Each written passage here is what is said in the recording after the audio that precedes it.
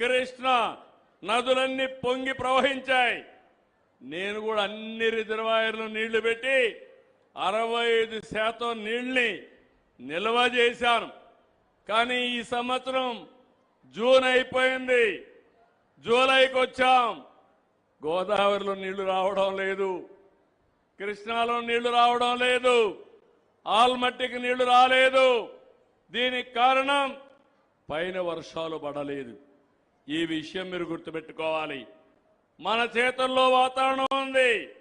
అందుకే ఈ సంవత్సరం మళ్ళీ నేను ఆలోచించి ఏదైతే రైతులందరినీ కూడా సిద్ధపరిచి జలధార కార్యక్రమానికి శ్రీకారం చుట్టాను.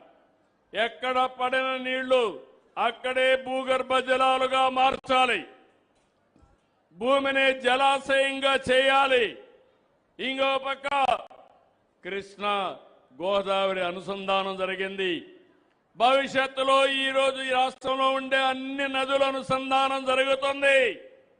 రేపు రాబోయే రోజుల్లో శ్రీశైలం కానీ నాగార్జున నుంచి కానీ నీళ్లు వస్తే మీ సోమస్యలకి కందలేరుకొచ్చి ఇక్కడ నీళ్లన్నీ కూడా కావేరి వరకు తీసుకుపోవాలని, గోదావరి కావేరి లింక్ చేయాలని కేంద్రం ఈ రాష్ట్ర ప్రభుత్వం కూడా ఒక సంకల్పంతో ముందుకున్నాం.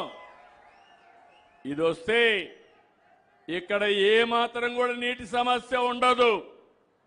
నేను ఒకటే మిమ్మల్ని కోరుతున్నా, నీరుండి, పోర్ట్లుండి, ఎయిర్పోర్ట్లుండి, భూములుండి ఇవన్నీగా వేసుకొని బంగారు పండించే రైతాంగం, చదువుకున్న పిల్లలు మీరందరూ అనుకుంటే పేదరిక సమస్య పరిష్కారం ఒక పెద్ద ఇష్యూ కాదు.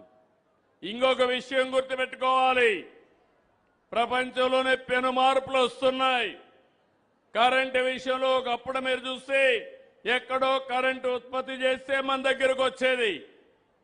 మీ ఇల్లే కరెంటు ఉత్పత్తి చేసే కేంద్రం ఇప్పుడు సోలార్.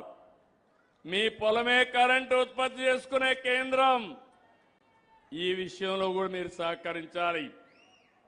మీరు డబ్బులు పెట్టాల్సిన పని లేదు, కానీ చైతన్యంతో ముందుకు పోతే ఇవన్నీ సాధ్యం. ఈరోజు యుద్ధం వల్ల ఎక్కడికక్కడ చమురు ధరలు పెరిగాయి.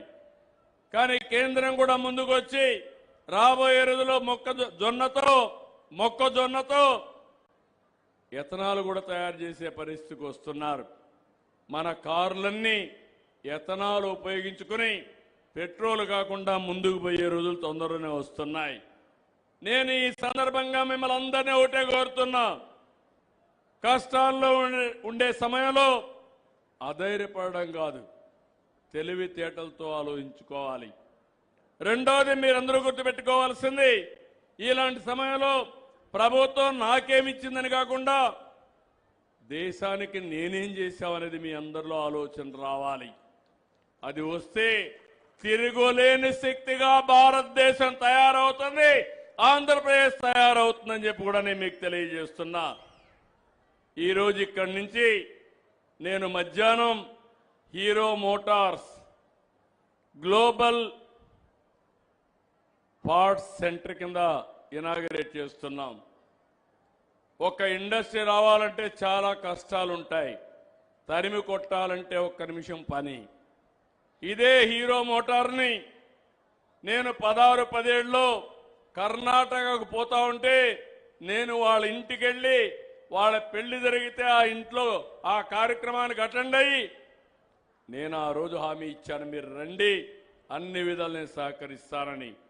వాళ్ళు వచ్చారు, హీరో మోటార్స్ ఫ్యాక్టరీ పెట్టారు.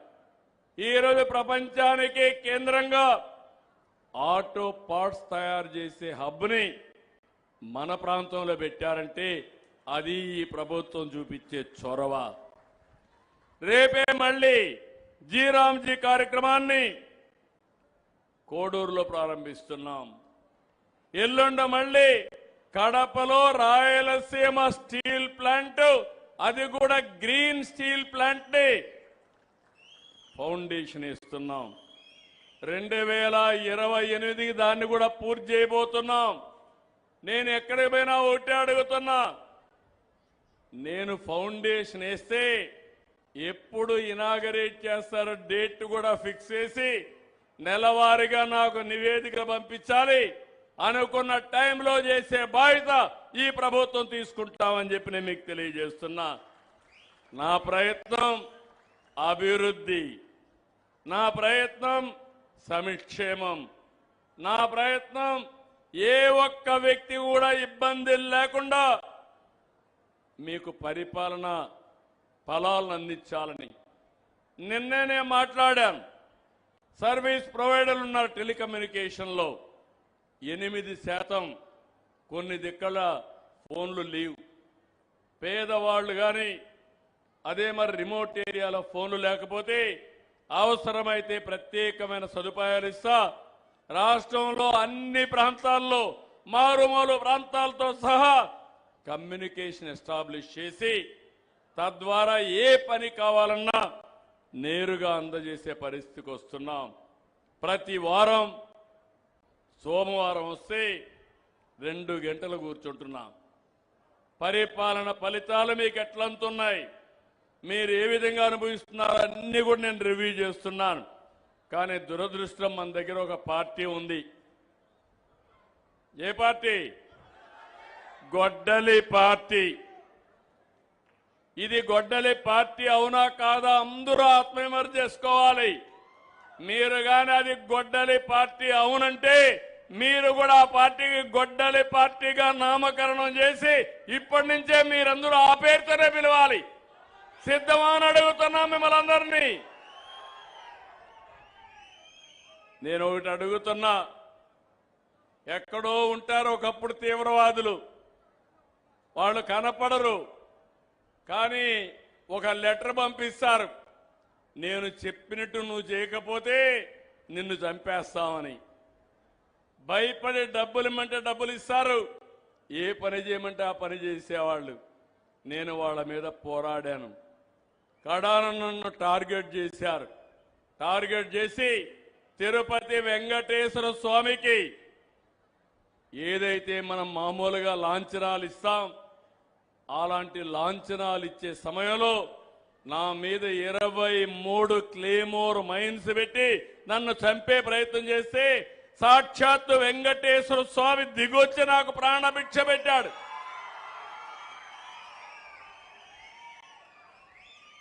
ఈరోజు గొడ్డలి పార్టీ చూస్తే రోజుకొక ఫేక్ న్యూస్, రోజుకొక విన్యాసం,